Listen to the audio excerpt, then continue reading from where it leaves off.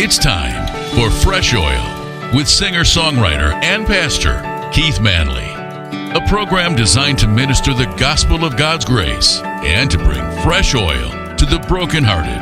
And now, with today's program, Pastor Keith Manley. Hello, my friend. Welcome to the Friday edition of Fresh Oil. I've been talking from my book, Breaking Free, a biblical journey through depression this week, and I've been dealing with some laryngitis, and I've been breaking free from laryngitis all week long. But I thank you for joining me. Hopefully you've been able to understand me. You know, the story of Hannah in 1 Samuel provides one of the most powerful examples in Scripture of how God can transform our deepest pain into our greatest purpose. Hannah was trapped in a cycle of grief that seemed to have no resolution. She was barren in a culture where a woman's worth was measured by her ability to bear children. She was tormented by her husband's other wife, who had children, and she was misunderstood even by well-meaning spiritual leaders. And the pain was so overwhelming that Hannah couldn't eat. She wept constantly, and she was in bitterness of soul. In 1 Samuel chapter 1 and verse 10, it put it this way: when she went into the temple to pour out her heart to God, her prayer was so desperate that Eli the priest thought she was drunk, and he rebuked her for it. You see, friend, but Hannah's response to Eli reveals something crucial about her character. "I'm a woman who is deeply troubled," she said. "I have not been drinking wine or beer. I was pouring out my soul to the Lord. Do not take your servant for a wicked woman. I have been praying here out of my great anguish and grief." 1 Samuel chapter 1, verses 15 and 16. See, Hannah had learned to take her pain directly to God rather than letting it make her bitter towards others. This is the first step in transformation. When you refuse to let your suffering poison your heart against God and against His people.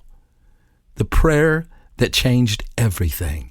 Listen to Hannah's prayer in 1 Samuel 1, verse 11. Her prayer was in the temple. It was so raw and so honest. Listen to what she said. "Lord Almighty, if you will only look on your servant's misery and remember me, and not forget your servant, but give her a son, then I will give him to the Lord for all the days of his life." What a promise. Now, this wasn't a bargaining prayer. It was a surrender prayer. Hannah was essentially saying, "God, if you'll trust me with this gift, I will trust you with how it's used." She was willing to receive her heart's desire only if she could give it back to God for His purposes. This represents a crucial turning point in dealing with depression and loss, friend. Instead of demanding that God restore what we've lost or give us what we want, we begin to ask how our pain might be used for His purposes and the healing of others. Listen to the transformation that happened. After Hannah made her vow, something remarkable happened. The Bible says, then she went her way and ate something, and her face was no longer downcast. See, she hadn't even received the answer to her prayer yet. Samuel wouldn't be born for another year. But the act of surrendering that pain to God's purposes had already begun to transform her. See, friend, you might be dealing with pain and loss today in your life. You're dealing with depression. But when you give it to God, He can transform your life so quickly. When Samuel was finally born, Hannah kept her promise. After weaning him, she brought him to the temple and gave him to Eli to be raised in service to God. And this moment is captured in one of the most beautiful prayers in the Old Testament. It's often called Hannah's Song. This is what it says in 1 Samuel 2, the first two verses. "My heart rejoices in the Lord. In the Lord my horn is lifted high. My mouth boasts over my enemies, for I delight in your deliverance. There is no one holy like the Lord. There is no one besides you.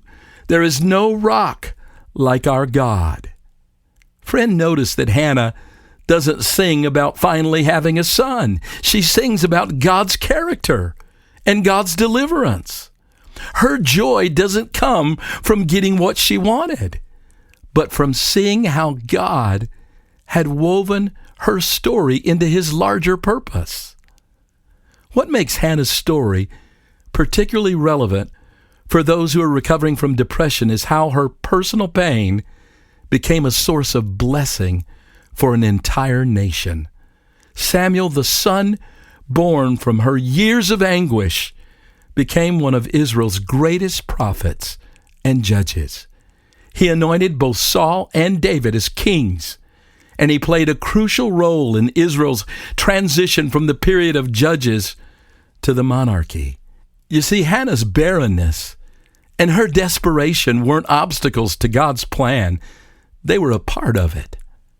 He knew it from the very beginning, and the intensity of her longing, the depth of her prayer life, her willingness to surrender her gift back to God, it prepared her to be the mother of someone who would shape the destiny of God's people. This is how redemption works, friend. God doesn't waste our pain. I wrote a song called God Don't Waste Pain, and it came after over a year of pain in my life when I discovered that God uses our pain to build character in our life and to accomplish his purposes. He uses it to develop character qualities in us that we couldn't have gained in any other way. And then he uses those qualities to serve purposes we could have never imagined. In Isaiah 61 and verse 3, it describes God's ability to give beauty instead of ashes, the oil of joy instead of mourning, and a garment of praise instead of a spirit of despair. Now, this isn't some power, mind over matter thinking or power of positive thinking. It's a real process by which God transforms the raw materials of our suffering into something beautiful and useful. Ashes become beauty when our broken places become sources of compassion for others who are breaking, friend. Our mourning becomes joy when we discover that our losses have created space for new kinds of relationships and purposes we couldn't have imagined before. And then our despair becomes praise when we see how God has been faithful in seasons we couldn't even feel his presence. He was there all the time. This transformation doesn't happen automatically, friend. It requires cooperating with God and his healing process and making some intentional choices about how we'll use our pain.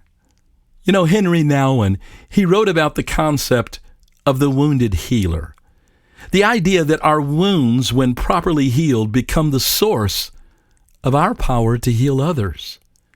This isn't about using our pain as a badge of honor.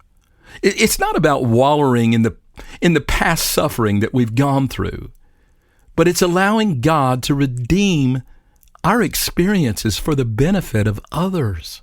Did you know that some of the most effective counselors are those who have walked through their own mental health struggles?